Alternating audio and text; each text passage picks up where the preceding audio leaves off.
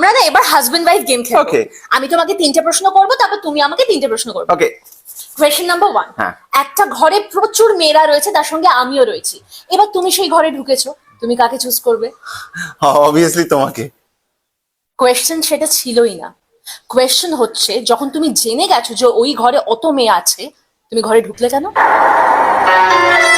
পারলে না তো? Question number 2। তোমার বাড়ির দরজায় একজন প্রচন্ড সুন্দরী মেয়ে এসে কলিং বেল বাজাচ্ছে, টিং টং টিং টং। তুমি কি দরজা খুলবে না? না। দরজা খুলবো না। আরে সেই সুন্দরী মেয়েটা আমি। মানে 1 মিনিট, তোমার বাড়ির দরজায় আমি ছাড়া আরো কোনো সুন্দরী মেয়ে? তুমি এসব ভাবো? হ্যাঁ, তুমি এসব ভাবো নাকি আসে কোনো সুন্দরী মেয়ে আসে? না। তাও পারলে না।